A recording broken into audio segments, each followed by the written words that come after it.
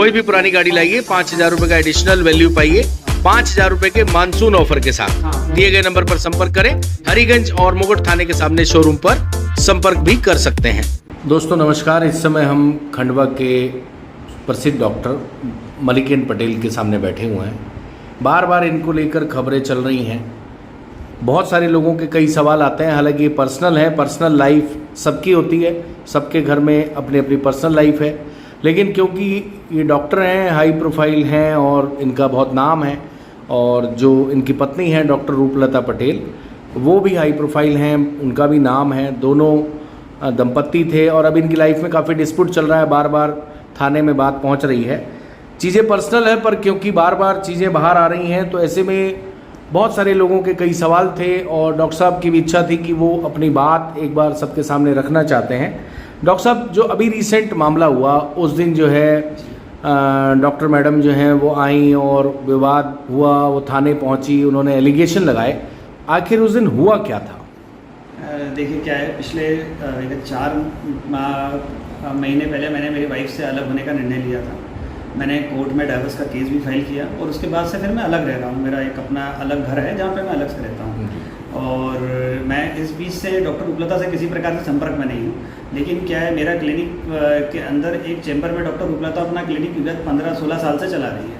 अब मेरा मन नहीं हुआ कि मैं उसको यहाँ आने से मना करूँ, तो मैंने ठीक है भाई, अगर प्रैक्टिस कर रही है अपनी यहाँ के प्रैक्टिस करें, उसमें कोई प्रॉब्लम नहीं है। मेरे कुछ पेशेंट्स होते हैं जो मुझे लगता है कि किसी लेडी डॉक्टर को दिखाना है तो मैं डॉक्टर रूपलता के पास भेज देता हूँ, और उनको लगता है कि मुझे कोई दिखाना है तो कभी कभी वो मेरे को पेशेंट भेज देते हैं।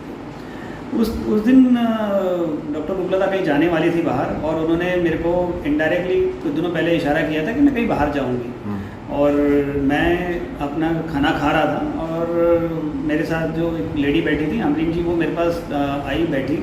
उनको किसी पेशेंट को दिखाना था और किसी रिपोर्ट के बारे में बात करना था। तो मैंने बोला ठीक है आप बैठो, मैं खाना खाते खाते आपसे बात कर लूँगा। आराम से हम बैठ के बात कर रहे थे, अचानक ही डॉक्टर रूपलता पीछे से आती है और अमरीन जी को देख के शायद अपना संयम और अपना आपा खो देती है, और उसके बाद जो हुआ वो आपको पता ही है, जिस प्रकार से उन्होंने जो किया।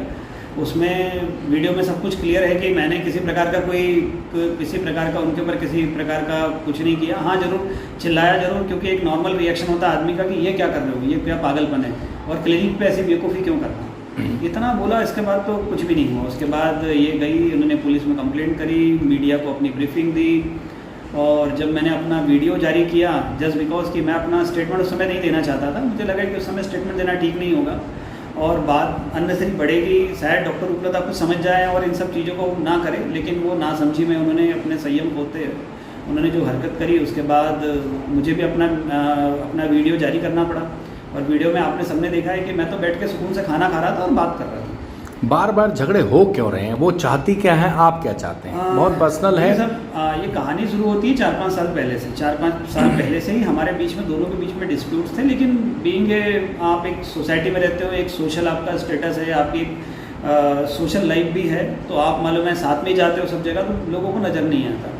इस बीच में हमारे कभी न कभी झगड़े होते रहते थे आपस में, और हम आपस में सॉल्व कर लेते थे। कभी मेरी बहन या कभी मेरी मदर बीच में आके उसको इंटरवीन करती थी।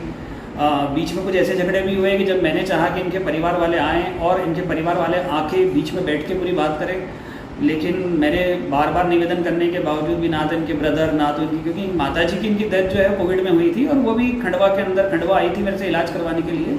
उस बीच में ही खंडवा से हम लोग इंदौर ले गए, तो इंदौर में इनकी डेथ हुई थी।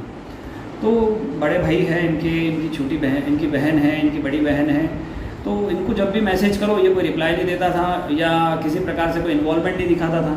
जब भी इनसे फ़ोन पे बात करो बोलते थे हम लोग आ रहे हैं, बैठ के बात कर रहे हैं। अब धीरे धीरे आपसी मतभेद जो थे, वैचारिक मतभेद, उनका वैचारिक रूप से बहुत डिफरेंट है और मैं वैचारिक रूप से बहुत डिफरेंट हूँ। तो वैचारिक मतभेद इतने ज़्यादा बढ़ गए कि मुझे लगा कि यार अब बहुत ज़्यादा हो जाएगा। और ये कहानी कोई अभी जितना संक्षेप में लोगों को नज़र आ रही है कि पिछले कुछ ही दिनों की है, तो ऐसा कुछ नहीं होता। जीवन में हम कोई भी काम करते हैं तो कोई एकदम से, मेरा पिछले 23 साल से उनके साथ रिश्ता था।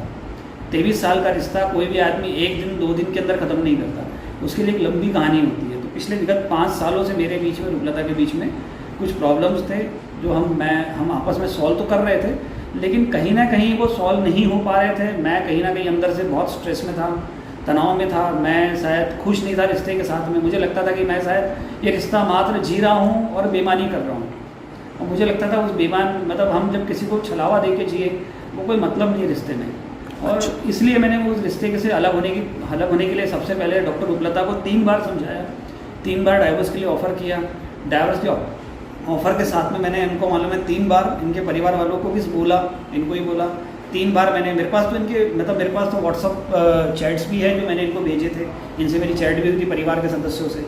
और इनको मैंने फ़ोन पे बात करी, इनकी छोटी वाली बहन से भी बात करी, इनको बोला भी कि मैं अलग होना चाहता हूँ, और डॉक्टर उपलता से भी बोला मैं अलग होना चाहता हूँ, और उनको ये भी बोला कि आप फला चीज़ें रख लो और जिससे आपका निर्वाण हो जाएगा। बाकी दोनों बच्चों की जिम्मेदारी तो मैं ही उठा रहा हूँ। बेटा मेडिकल कॉलेज में है, उसका सारा खर्चा मैं उठाता हूँ। बेटी जो है वो कोचिंग कर रही है इंदौर में, उसका पूरा सालाना पूरा कॉलेज की कोचिंग की फ़ीस, हॉस्टल का खर्चा, स्कूल की फ़ीस जो है वो सब कुछ मैं ही कर रहा हूँ।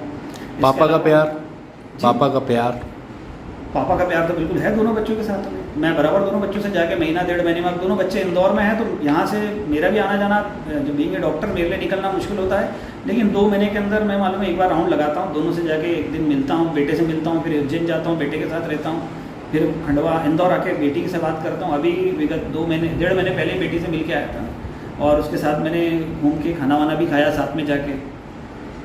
वो ये कहती हैं डॉक्टर मैडम कि ये जो आमरीन हैं जी, इनसे आपके रिलेशन हैं, और कई लोग तो ये भी कहते हैं कि मैरिज कर ली, इसमें कितनी सत्यता है? ये बहुत पर्सनल क्वेश्चन है, सॉरी, बट क्योंकि थाने तक ये बात पहुंची थी, चीज़ें बाहर आ रही हैं, लोग बातें कर रहे हैं, एक बार आप इस सब्जेक्ट को क्लियर कर ही दें, एक्चुअल है क्या? देखिए आमरीन जी से मेरी कोई शादी नहीं है ना, हिंदू मैरिज एक्ट के द्वारा मैं कभी शादी तो नहीं कर सकता, ठीक है। हाँ, हमारा रिलेशनशिप है और पिछले 1.5 साल से है, बहुत लंबे समय से रिलेशनशिप में नहीं रहे हम लोग। लेकिन अगर ये कहना कि आमरीन जी के रिलेशनशिप में आने की वजह से मेरे साथ ये हुआ तो ये तो बिल्कुल गलत होगा। ये सारी बातें जो है मेरे बहुत सारे डॉक्टर फ्रेंड्स जानते हैं, जो डॉक्टर फ्रेंड्स जो मेरे साथ जुड़े हैं वो लोग ये सब जानते हैं कि काफ़ी लंबे समय से मेरे और डॉक्टर उपलता के बीच में रिश्ते बहुत अच्छे नहीं हैं, ये सभी जानते हैं। हाँ, उन रिश्तों को संभालने की हम दोनों कोशिश कर रहे थे सोशली, लेकिन एक समय आता है जब आपको खुद को लगता है कि यार ये बेईमानी है साथ में रहना, मतलब आप कैसे जस्टिफाई करोगे जब आप खुश नहीं हो आपस में। तो जैसे ये जो रिश्ता है इसका अब फाइनली होगा क्या? इतनी लंबी आपका संबंध था, साथी थे वो, इतनी सारी चीज़ें बाहर आ गई, तो अब आप क्या चाहते हैं? आप क्या चाहते हैं और वो क्या चाहती हैं? देखिए साहब, मेरा तो ये था कि मैं सेटलमेंट करके किसी भी तरीके से डॉक्टर उपलता का जो अधिकार है उसको दूंगा, है ना। ऐसा नहीं कि मैं उसका अधिकार मारने के चक्कर में था, ऐसा नहीं था, है ना। अभी तक जो भी किया है वो जो अभी भी डॉक्टर उपलता के नाम से जितनी चीज़ें हैं वो सब मैंने उसको करके दी है ना। डॉक्टर उपलता की बहुत अच्छी प्रैक्टिस तो नहीं रही, है ना, क्योंकि बीइंग MBBS आपको ही पता है कितने पेशेंट्स और कितना होता है, लेकिन जितना भी उसके पास है वो सब कुछ मैंने करके, इसके बावजूद भी मैंने उससे ये कहा था कि हम बैठ के बात करेंगे। एक दौर हुआ भी जिसमें डॉक्टर दिलीप हिंदुजा, मेरे फादर और परिवार और उसके वो स्वयं, उनके वकील और कुछ और लोग भी बैठे थे साथ में, उन लोगों ने बैठ के बात भी करी, जिसमें मेरे को मेरे फादर ने बुलाया नहीं था, बोला कि यार मैं बात करता हूँ फिर अपन देखते हैं। इनकी फिर आपस में सहमति बनी, फिर बाद में डॉक्टर उपलता ने शायद असहमति प्रकट की, फिर उसके बाद में मुझे बोला कि यार अपन डॉक्टर दिलीप हिंदुजा साहब के साथ बैठ के बात करेंगे। तो मैं डॉक्टर दिलीप हिंदुजा और डॉक्टर उपलता तीनों बैठे थे साथ में बात करने के लिए, और ये मतलब हमारी पूरी सहमति लगभग हो चुकी थी। मतलब एंड ऑफ द इस डिस्कशन के ये कंक्लूजन निकालें, एक ब्रीफिंग पे जाएं।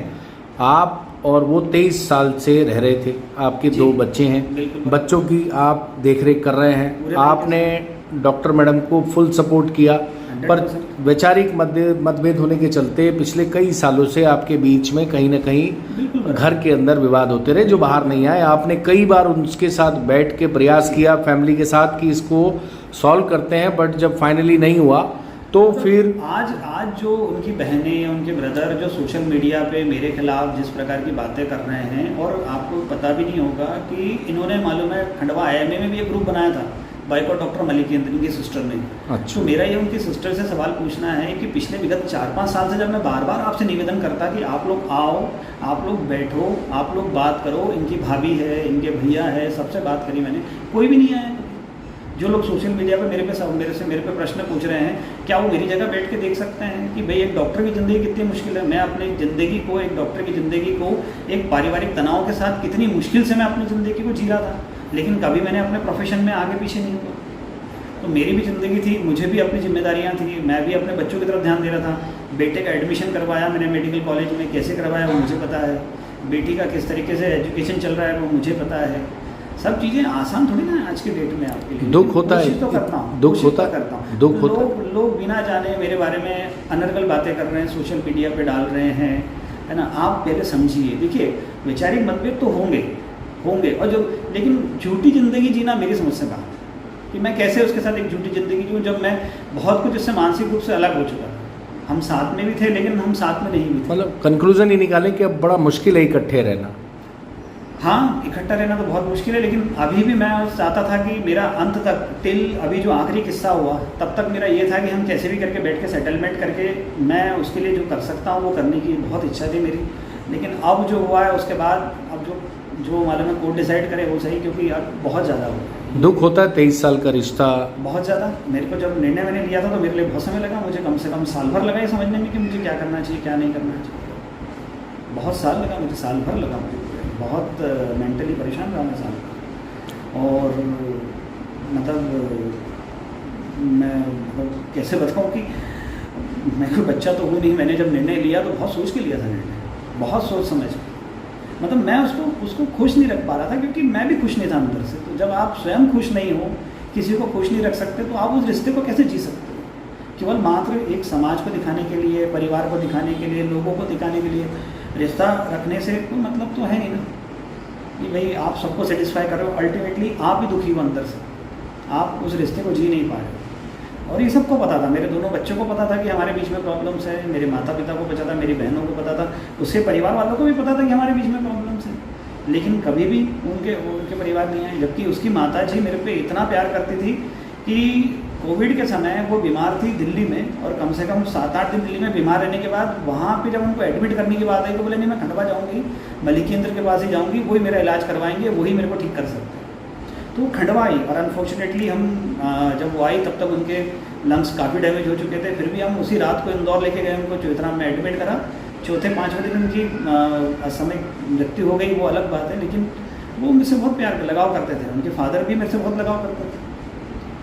लेकिन अब वैचारिक मतभेद है, उसके लिए तो हम कुछ नहीं कर सकते कि आपका अगर आपका किसी का कोई और मतभेद है पैसे को लेके, लेन देन को लेके, वो सेटल किया जा सकता है। वैचारिक मतभेद एक बार आ गए तो फिर मेरी नज़रों में तो वो बहुत मुश्किल है, आप उसको सॉल्व कर सकते हैं। ठीक, चलिए। श्री दादाजी institute of technology and science में हिंदी एवं इंग्लिश दोनों लैंग्वेज में सभी स्ट्रीम में BTech, MTech, MCA, MBA degree वो भी एमपी की बेस्ट फैकल्टी के साथ उपलब्ध है। एडमिशन एवं काउंसलिंग के लिए संपर्क करें अथवा इंदौर रोड पर कॉलेज में विजिट भी कर सकते हैं।